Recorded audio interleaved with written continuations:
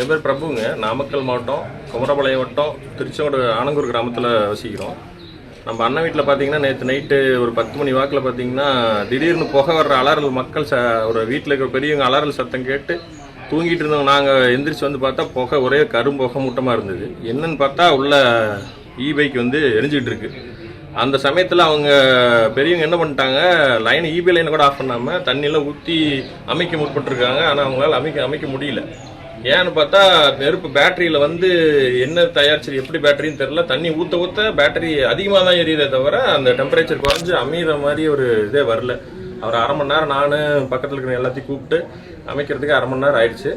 உள்ள ஃபுல்லாக கரும்புகையாக, உள்ளுக்கு வீடு ஃபுல்லாகவே கரும்புகையாக, அதாவது 2 நாளைக்கு உள்ளே வசிக்க முடியாது, உள்ளே மூச்சு விட முடியாத அளவுக்கு கரும்புகையாக உள்ளெல்லாம் சூழ்ந்துருச்சு. வெளியே புகையை போகிற அளவுக்கு வழியும் இல்லை. இப்போ அந்த பெரிய நைட்டு அவங்க இருந்திருந்தாங்கன்னா, இப்போ நாங்களாம் இல்லைன்னா ஒரு 2-3 பேர் தான் அமைக்க முடிஞ்சுது. அவர் பையனும் வெளியில் இருக்காரு, அவரும் வெளியில் போயிட்டார். இங்கே யாருமே இல்லாத சூழ்நிலையில் பைக்கோட நிலைமை இவ்வளோ மோசமாக இருக்குது. திடீர்னு ஒரு தீ பிடிச்சிருதுன்னா என்ன பண்ணுறதுன்னு அவங்களுக்கு தெரியாத அளவுக்கு இன்றைக்கி ப்ரிகாஷன் இல்லாமல் இருக்கிறாங்க. இன்றைக்கி பைக் வந்து ப்ராப்பராக எம்சிபி போட்டு ப்ராப்பராக பராமரித்து கொடுக்குற அளவுக்கு கம்பெனிக்கும் கவர்மெண்ட் சைட்லேருந்து ஒரு பெரிய கட்டுப்பாடை விதிக்கணும்னு நான் கேட்டுக்கிறோம். இதனால் என்ன ஆகுதுன்னா, இந்த மாதிரி ஒரு வீடு இல்லை, நம்ம நிறைய கேள்விப்பட்டிருப்பீங்க, நிறைய யூடியூப்ல சோசியல் மீடியாவில் நிறைய பார்த்தீங்கன்னா நியூஸில் ஓடிட்டே தான் இருக்குது எல்லாத்துக்கும். ஆனால் மக்களுக்கு வந்து இந்த விழிப்புணர்வு இதுலையாச்சும் விழிப்புணர்வு ஆகி இந்த 1 லட்ச ரூபாய் நம்ம ஆசைப்பட்டு 1 லட்ச ரூபாய் மீதியாவது பெட்ரோலுக்கு மீதியாவது ஆசைப்பட்டு தான் நம்ம இந்த அளவுக்கு போயிட்டே இருக்கிறோம். இதை மீதி ஆகணும் அப்படின்னு நினைக்கிறதுல வந்து அது பாதுகாப்பு எப்படி இருக்கணுங்கிறதையும் எல்லா மக்கள் உறுதி செய்து அப்புறமா நல்ல கம்பெனியாக பார்த்து வாங்குங்க. நல்ல கம்பெனியாக கிளைம் பண்ணுறாங்களா, கிளைம் இருக்கா, அதெல்லாம் பார்த்து வாங்குங்க. காசை மட்டுமே நம்பி இருக்க வேண்டாம்.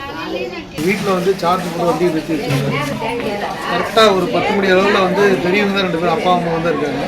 அவங்க இருக்கிற பார்த்தீங்கன்னா திடீர்னு வந்து ஃபயர் ஆயிடுச்சுன்னா வெடிச்சிருச்சு. அப்படி வெடிச்சோடனே பார்த்தீங்கன்னா ஃபுல்லாக புகையாயிடுச்சு. நானும் வெளியில் போயிருந்தனால பக்கத்தில் இருந்தவங்க நம்ம தம்பி 2-3 பேர் வந்து அமைச்சு வண்டி வெளியே யாருக்கு உயிருக்கு எந்த ஆபத்தெல்லாம் பார்த்துட்டாங்க. இதே யாரும் இல்லாமல் இருந்ததால் ரொம்ப சிரமமாக இருந்திருக்கும். இல்லை அவங்க தூங்காமல் இருந்தனால பிரச்சனை இல்லாமல் போச்சுங்க. தூங்கி இருந்தாங்கன்னா ரொம்ப சிரமப்பட்டிருக்கும். அவங்களால எந்திரிச்சு வெளியே வந்திருக்க முடியாது.